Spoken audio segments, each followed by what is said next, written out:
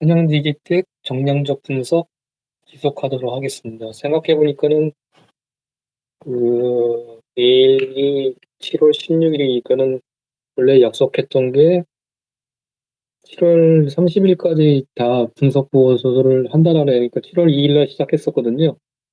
이 속으로 정량적 분석 작성 모임, 분석 모임에서 그래서 한 달 이내에 그 분석 보고서까지 쓸 수 있도록 해드린다고 했었는데 내일 딱 중간점이 7월 16일입니다. 근데 지금 속도가 좀 너무 늦은 것 같아요. 그러다 보니까요. 추가적으로 제가 더 분석, 한양 디지텍에 대한 분석을 좀 더 해야지만 그분들을 좀 이끌어 드릴 수 있을 것 같아갖고 오늘 토요일이지만 주말이지만은 계속적으로 하도록 하겠습니다. 그리고 그분들을 위해서 이렇게 녹화를 남기도록 하겠습니다. 사전 안내사원 계속 말씀드렸으니까는 이렇게 화면으로 가름하도록 하겠습니다. 아까 오전이 아니죠. 오후에 한양 디지텍 관련 내용을 공유 드리면서 하나 빠진 게 있더라고 보니까 내용을 알아본다고 했었는데 그 뭐냐면은 현금 흐름표에서 22년 1분기에 매출액하고 이익이 급증했음에도 불구하고 OCF 영업활동 현금 흐름이 갑자기 이렇게 마이너스로 돌아선 것은 사유를 알아보자고 했었잖아요. 근데 사유를 알아보지 않았더라고요. 그러니까요. 사유는 일단은 현재로서는 재고자산이 급격하게 늘어서 영업활동 현금 흐름이 마이너스로 돌아섰다고 추론은 가능합니다. 그렇기 때문에 한번 확인하도록 하겠습니다. 사업보고서는 분기보고서 보도록 하겠습니다. 22년 3분기 분기보고서고요. 여기서 재고자산을 확인하려면 어디를 봐야 되겠습니까? 사재무에 관한 사항이겠죠? 여기서 보시도록 하겠습니다. 일단은 매출채권하고 재고자산 관련 사항이 나와 있는데 매출채권 나와 있으니까 매출채권 잠깐 볼 거예요. 매출채권은 그러니까는 예산 충당과 설정이 이렇게 별로 없네요. 0.9%, 1%, 2.7%. 그다음에 매출채권 대상 충당과 설정 범 방침. 그리고 두 번째로는 매출채권 연령, 잔액 현황, 경과기만 매출채권 잔액 현황이 이게 중요하거든요. 이게 짧을수록 좋아요. 짧을수록. 짧다는 거는 그만큼 매출 발생시킨 다음에 현금을 회수하는데 기간이 짧다는 거 아니에요. 그렇기 때문에 현금 흐름이 악화되지 않고 원활하게 돌 수 있다 이렇게 말씀드릴 수 있고요. 만약에 이런 것들 6월 초과 1년 이하, 1년 초과 3년 이하 뭐 이런 것들 비중이 높으면은 리스크가 높겠죠. 왜냐면은 회수가 안 되는 불량 채권들이 많다 그 의미겠죠. 근데 한양디지텍 같은 경우에는 보시면은 6월 이하가 99.1%니까는 상당히 괜찮다 이렇게 판단하시면 되시겠죠. 이럴 경우에는 뭐냐면은 판단할 수 있는 거는 주요 거래 고객이 되게 우량한 대기업일 수 있다 이렇게 추론할 수 있습니다. 삼성전자죠. 근데 아까 보셨다시피 그렇기 때문에 매출채권 회수하는 데는 크게 문제가 없다 이렇게 판단하시면 되시겠죠. 그래서 매출채권 회전율이랑 그런 것들은 따지지 않도록 하겠습니다. 대선 충당론도 마찬가지로 크게 문제될 건 없을 것 같습니다. 두 가지 대선 충당론하고 경과 기업별 매출채권 잔액 현황 이거 두 가지를 판단하시고 이게 좀 약간 이런 것들이 높다 그러면은 장기간 그 매출채권 회전율을 체크해봐야 되겠죠. 그래서 약간 만약에 박스권 내에서 회전율이 장기간 과거 박스권 내에서 있는 범위의 회전율이 그거를 하향 이탈한다 이렇게 그러면은 그거는 좀 투자하기가 꺼려지는 리스크 있는 기업이라고 판단하시면 되시겠습니다. 일단 재고자산을 보도록 하겠습니다. 재고자산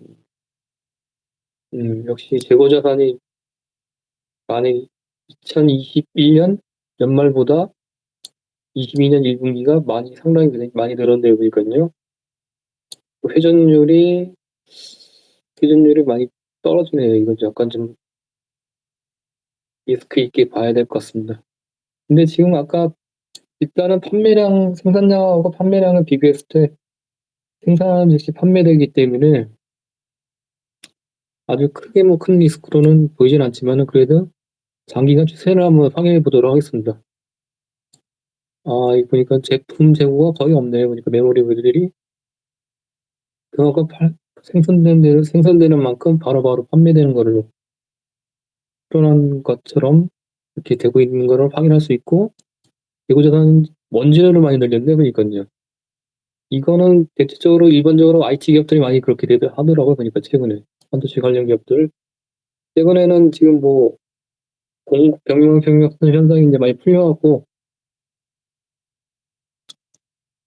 원활했었는데 한 몇 달 전까지만 해도 뭐 원재료 뭐 공급 부족 현상 그래갖고 상당히 심했었잖아요.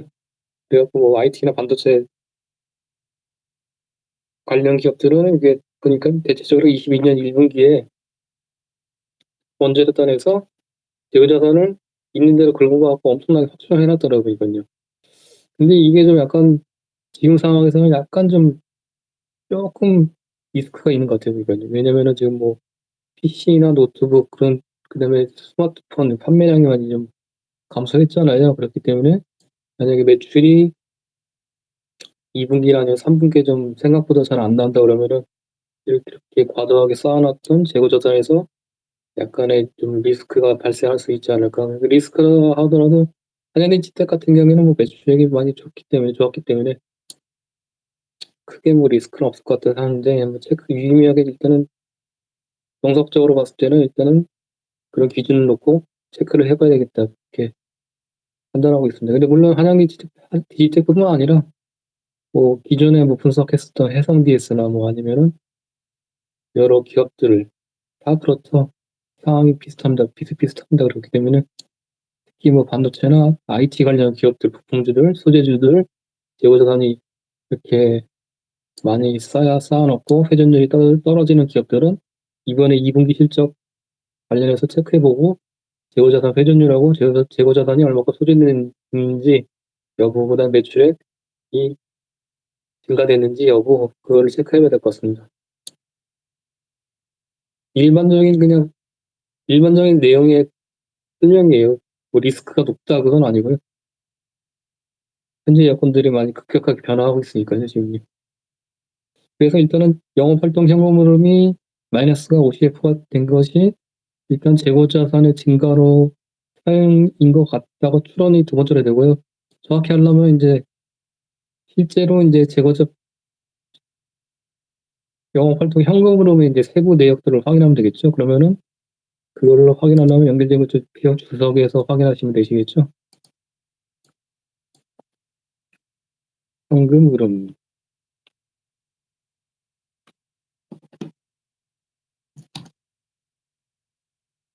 현금 흐름표를 보도록 하겠습니다. 현금 흐름이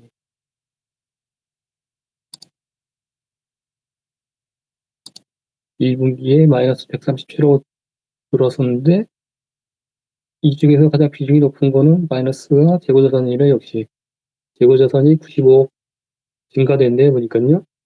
일부 매출 채권도 증가된 것도 있고요. 근데 주요 원인은 보시면은 보시다시피 마이너스 137억 중에서 95억, 마이너스 95억이 재고자산 증가가 된 걸로 이렇게 파악됩니다. 그래서 재고자산의 높은 증가 사유로 인해서 OCF가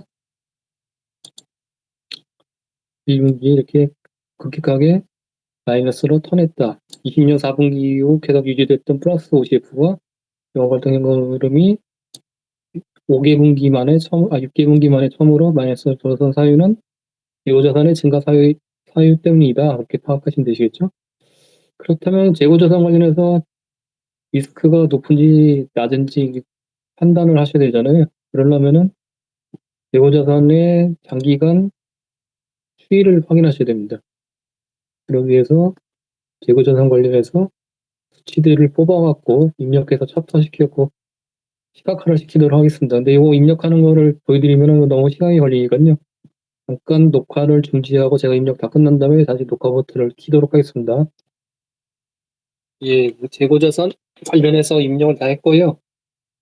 재고자산 관련해서 상황 수치대로 한번 확인해 보도록 하겠습니다. 아까 제품이 최근에 이렇게 재고자산이 제품들이 적어서 작아서 재고자산 금액이 낮아서 제품이 만들어지는데 즉시 팔리는 현황이 발생되고 있다고 말씀드렸는데 반은 맞고 반은 틀리네 보니까요. 과거 여건들을 보니까요.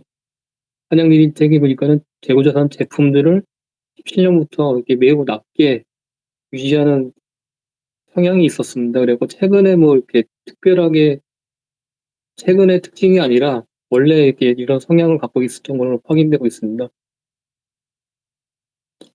그리고 재고자산 총액 이거는 지금 보시면은 재고자산 관련해서는 메모리 모듈만 별도로 이렇게 발췌했거든요. 메모리 모듈만.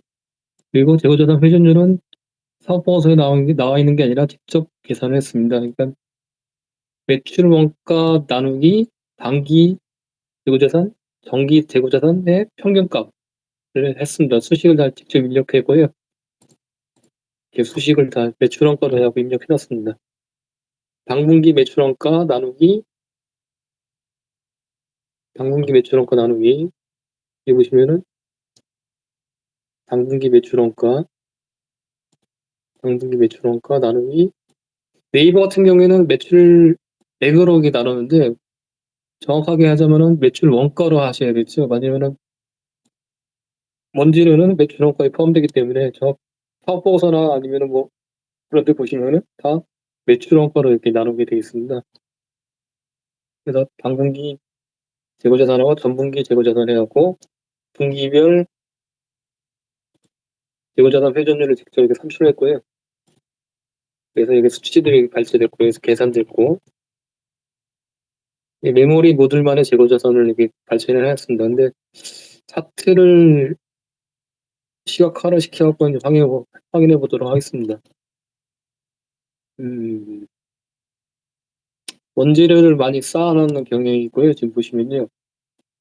원재료, 이게 회색선이 원재료거든요. 근데 저장품, 제품 재고는 장기간 상당히 낮게 유지해왔다. 이렇게 원래 성향이, 한양디지텍이.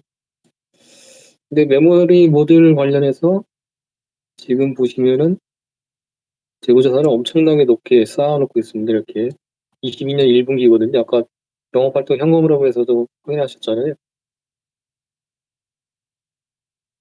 회전율로 보자면은 이렇게 갔다가 여기서 박스권을 이루고 회전율은 높을수록 좋은 거잖아요. 그만큼 현금 회수가 빨라진다는 건데 회전율이 낮다는 거는 회전기일이 길어지기 때문에 현금 회수가 그만큼 늦어진다는 걸 의미하거든요. 그래서 과거 원래는 정석적으로 말씀드리면 과거 박스권 추세 내에서 하단부의 박스권을 이탈해서 하단 쪽에 이렇게 급격하게 내려간다 그러면 그거는 좀 리스크가 있다고 판단하는 게 좋거든요. 근데 지금 한양디텍이 재고자산 측면으로 보면 회전율로만 놓고 본다면은 그런 추세를 지금 보이고 있는 모습을 보이고 있습니다. 그러니까 지금 과거 박스권 대비 하향 이탈해서 회전율이 많이 낮게 떨어지는 거죠, 지금요. 근데 이게 지금 제가 제대로 판단한 건지 다시 한번 확인해 볼게요, 한걸요. 네이버에 들어가고 제가 수식이나 뭐 그런 게 오류가 있을 수 있거든요. 네이버에서 확인해 보도록 하겠습니다. 종목 분석, 투자지표, 분기로 하고 회전율을 활동성에서 회전율을 보시면 되죠. 만약 제가 계산한 거하고 거의 비슷하네 보니까요.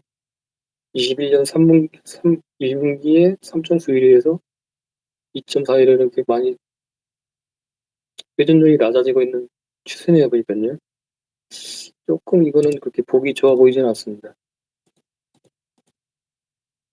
매출 채권 회전율은 뭐 삼성전자니까는 크게 문제 없다고 말씀드렸잖아요. 그래서 매출 채권 회전율 같은 경우에는 보시면은 이렇게 양호 한 편인데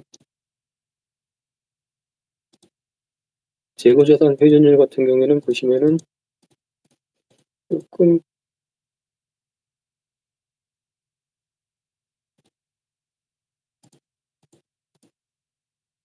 분기 추세가 이렇게 좀 썩 좋아 보이지는 않네요, 이렇게.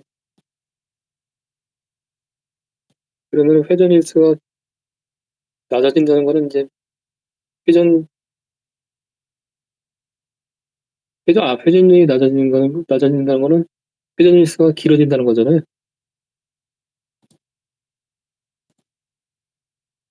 이렇게 길어지면 자금 회수가 그만큼 늦어지는 거죠. 현금 흐름 측면으로. 근데 이거를 보통 리스크 여부를 파악하는 거는 기준점이 과거 대비 이렇게 추세 박스권 내에서 장기간 박스권 내에 유지되고 있으면 괜찮거든요. 아니면 상향으로 이렇게 쭉 올라가면 그거는 되게 좋은 거고, 하향 이탈하면은 좋지 않게 보게 되는데, 지금 박스권 하단부를 21년 4분기에 뚫었고 22년 1분기에도 계속 하향 이탈하고 있네요, 보니까요. 이거는 좀 약간 22년 2분기에 분기 보고서 나오면은 한번 다시 추가적으로 업데이트하고 확인을 해봐야 되겠습니다. 일단 결론을 요약하자면은 여기까지 일단은 나온 모습들을 보고 추론하자면은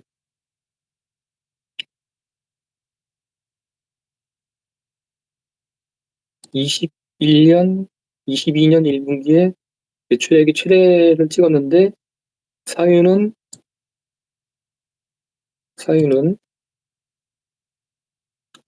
매출액은 P하고 Q, 그러니까 프라이스하고 제품 가격하고 퀀티티, 판매량의 조합이잖아요. 판매량의 조합인데 일단은 Q 측면으로 봤을 때는 판매 수량이 21년 3분기에 정점을 찍고 이렇게 2개분기 연속 약간 슬로우하게 감소를 했습니다. 그래서 22년 1분기 판매 수량은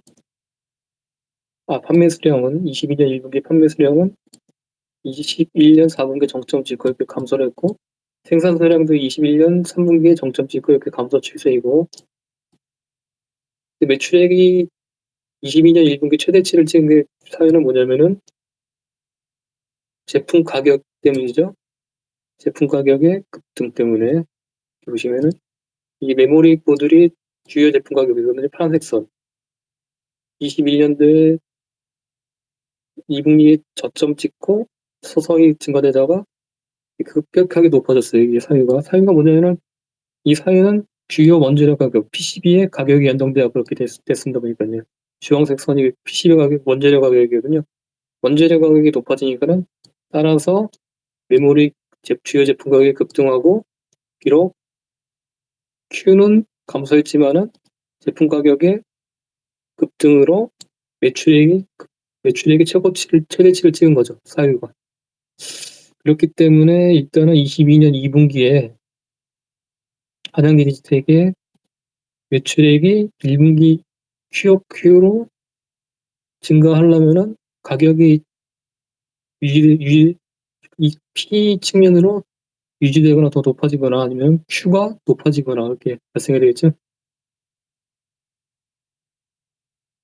근데 요즘에 PCB 가격이 다시 이제 하향 추세로 알고 있는데 그러면은 메모리 모듈의 가격이 지금만큼 1분기만큼 올라갈 수 있는 여지가 있을라나 그거는 약간 좀 궁금하게 됩니다. 관건은 Q거든요. Q. 근데 이거는 예측하기가 되게 힘들죠. 근데 추세는 일단은 뭐 점진적으로 Q는 이렇게 좀 빠지는 추세는 보니까요. 그래서 만약에 PCB 가격이 원재료 가격이 떨어졌으면은 QOQ로는 매출액이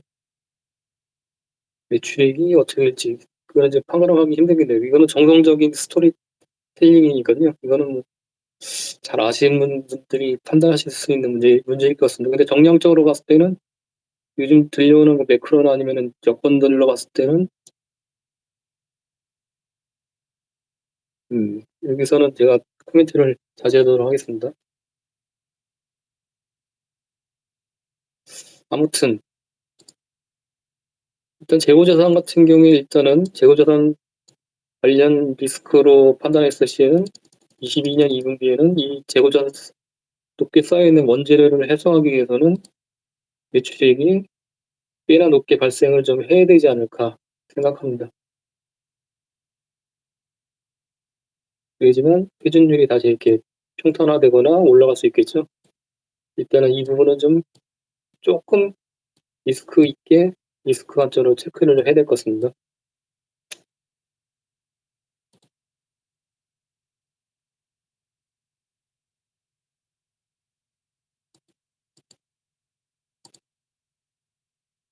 이거를 좀 더 디테일하게 정성적으로 판단하려고 하면 원재료인 PCB 가격 동향을 체크를 한번 해보면 되겠네요. 그러니까요.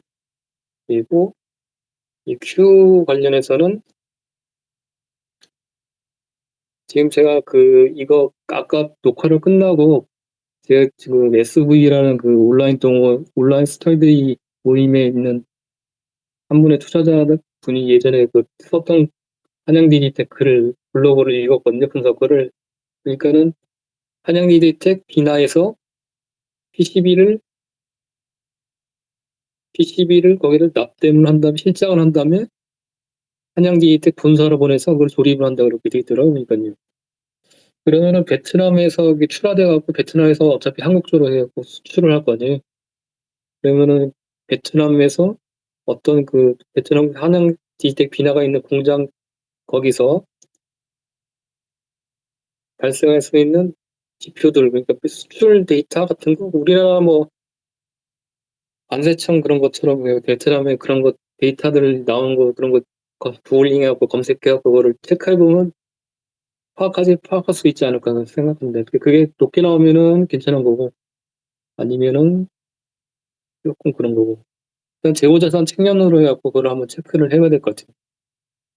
재고자산이 좀 많이 좀 쌓여있기 때문에 회전율도 많이 떨어졌기 때문에 이거는 체크해봐야 될 것 같다 이렇게 판단됩니다.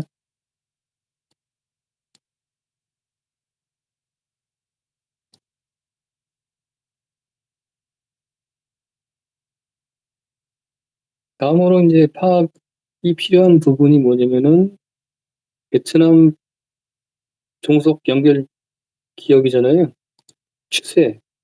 19년 8월 달에 그때 이제 중국 설비 뜯어갖고 그쪽으로 옮겼다고 아까 사보고서 읽은 거를 기억하시나요? 그래서 지금 22년 1분기니까는 한번 베트남 한양 디지텍 비나 컴퍼니의 매출과 이익 추세를 19년부터 22년 1분기까지 한번 추세를 파악하는 것이 필요할 것 같습니다. 그래갖고 이것들을 취합해서 차트화를 한번 시키도록 하겠습니다. 그래갖고 입력 끝난 다음에 다 끝난 다음에 이거 녹화를 다시 시작하도록 하겠습니다.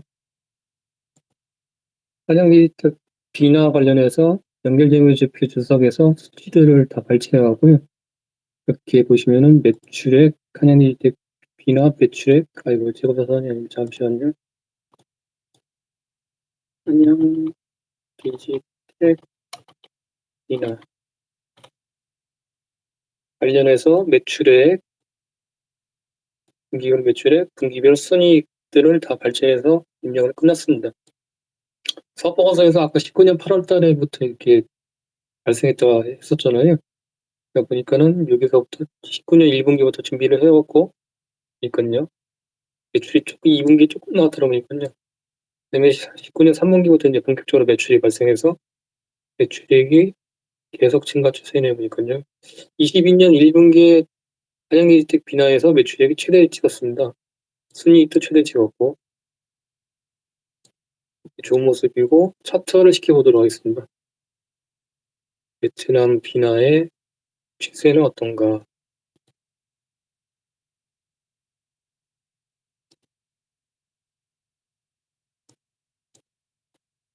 뭐야?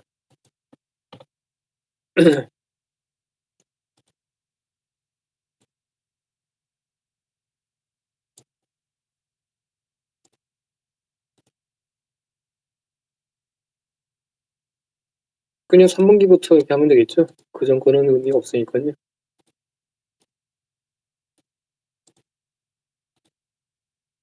예.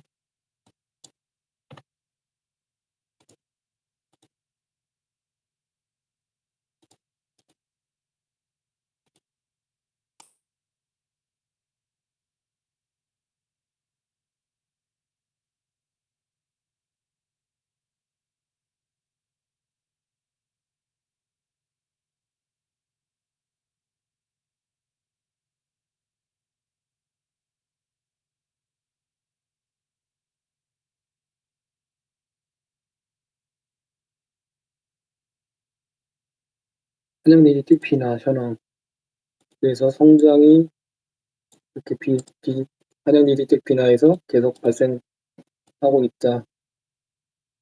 이렇게. 아까 전체적인 한양기 되게 전체 매출액이 음, 전체 매출액이 잠깐만요. 이 차트를 한양디텍 뒤쪽 매출액하고 비교를 한번 해보도록 하겠습니다. 한양디텍 비나와 현황하고 그다음에 한양디텍 전체 매출액 현황하고 한번 현황을 추세랑 비교해 보도록 할게요. 한걸요.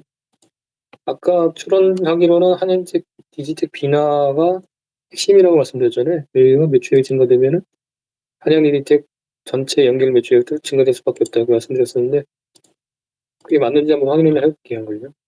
한양디지텍의 연결 지원제표 손익계산서 매출액 10년 3분기 19년 3분기부터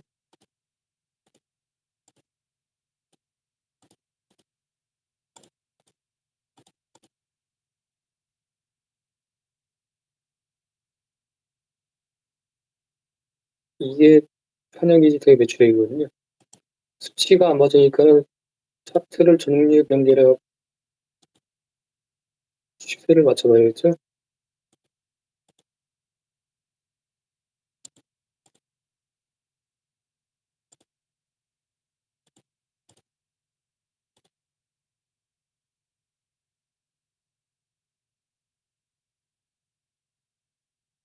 이게 회색선이 한양디지텍 전체 연결 매출액이고요. 그다음에 파란색이 한양디지텍 비나 매출액입니다. 추세가 뭐 대략적으로 맞네요. 그러니까 비나 매출액이 증가되면은 같이 한양디지텍 전체 매출액도 증가된다. 뭐 그럴 수밖에 없는 여건이겠죠, 이게. 여기서 실장을 해서 보내면은 조립한다. 그러니까는 여기서 매출액이 많이 나오면 디지텍 비나에서 매출액이 많이 나오면은 여기서도 전체 연결 매출액에서도 높게 나올 수밖에 없다. 이렇게 이해가 됩니다.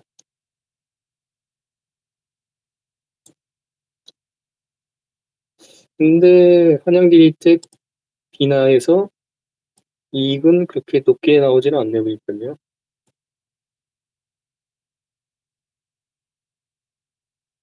여기선 실장만 하고 보내니까는 이익은 한양디지텍 본사에서 삼성전자에서 납품하는 과정에서 발생한다. 그런 개념으로 받아들이면 될까요?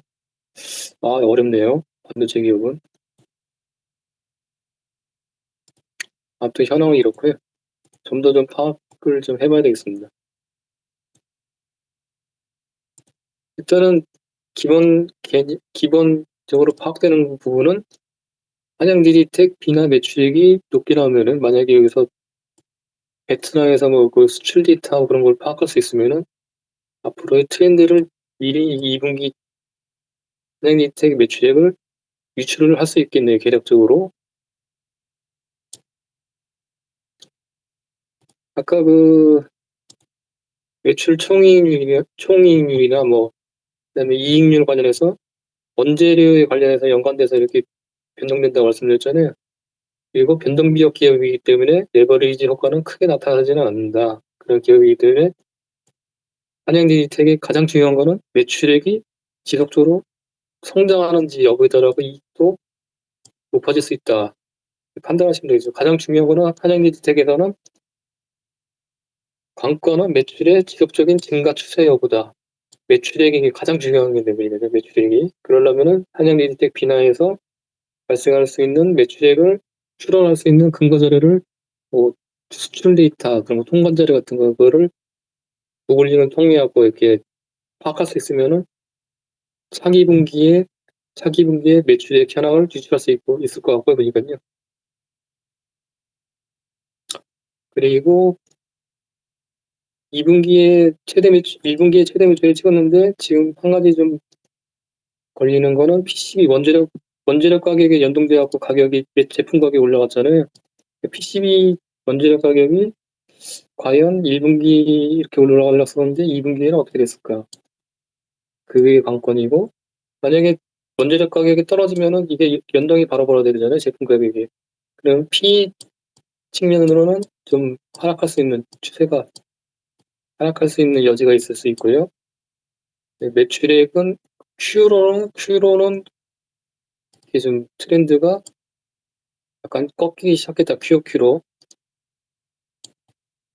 그게 좀 있고 재고자산 측면으로는 좀 회전율 면으로는 리스크가 조금 있어 보이기 때문에 이게 해소 여부가 반드시 필요하다. 이게 여기서 더 추가적으로 빠지면은 좀 안 좋겠죠. 만약 매출액이 22년 2분기에 1분기만큼 안 나오고 Q가 좀 꺾인 추세면은 재고자산 측면으로 약간 좀 안 좋은 모습을 보일 수 있을 것 같습니다. 현금 흐름도 지금 이렇게 지금 보시면 FCF가 성장형 기업이기 때문에 OCF도 마이너스로 빠졌고 FCF도 마이너스로 빠졌기 때문에 특히 22년 2분기에는 매출액 성장이 좀 비교적 높게 나와야지만 좀 괜찮을 수 있다 이렇게 판단할 수 있습니다. 잘 나오겠죠. 근데 제가 여기까지 이렇게 녹화를 했는데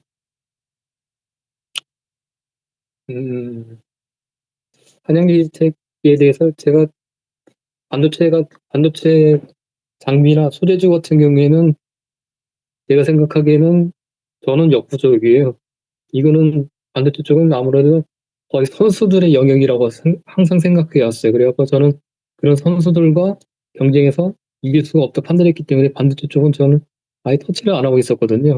이것 한다 그러면은 뭐 하이닉스 아니면 뭐 한미반도체 같은 경우에는 자사주 매입을 하고 소각을 많이 하기 때문에 그런 주주 환원 정책 개념으로 이렇게 접근했었던 거예요, 옛날에. 아니면 미국의 SOXL 약간 투기적이지만은 그렇게 하고 있는데 한양 디지텍을 이렇게 공부하다 보니까는 뭐 궁금증도 많이 생기고 과연 이렇게 이 기업에 대해서 딥하게 분석하시고 투자하셨던 분들이 있으면 참 존경스럽다고 생각합니다. 이게 유튜브로 올라가는 내용이기 때문에 혹시라도 이 내용을 보시고 지금 한양 디지텍에 실제로 투자하고 계시고 그리고 좀 잘 아시는 분이 계시면요. 그리고 제가 말씀드린 내용 중에 좀 오류가 있을 수 있어요. 분명히. 그렇기 때문에 그런 것들을 인지하신 분이 계시면요. 저한테 이메일을 보내주세요. 이메일을 보내주시고 제가 그 메일본으로 해서 띄워서 지금 이거 하고 있거든요. 그래요. 이게 한양디지텍이 좀 인기가 많은 기업이라고 되게 조심스럽기 때문에 제가 이렇게 말씀을 드리겠습니다. 그런 분이 계시다 그러면은 저한테 이메일 보내주시고 저랑 메일본으로 이렇게 좀 어떤 게 제 의견이 잘못됐으니까는 이거를 다시 한번 이렇게 고려를 해달라고 이렇게 말씀을 좀 해주십사 부탁드리겠습니다. 이메일은 여기 적을게요. 그래갖고 이거는 워낙에 인기가 많은 기업이니까는 혹시라도 제가 더 어설프게 괜히 제 의견을 참조하시면 안 되시니까요. 그래서 그렇습니다. 꼭 연락을 주십시오 한 거죠. 그래서 말씀을 좀 저한테 좀 해주시고 추가 부연 설명 좀 해주세요 한 거죠. 이메일은 info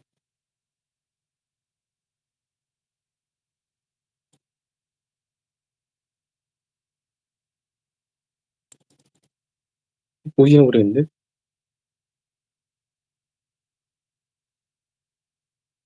info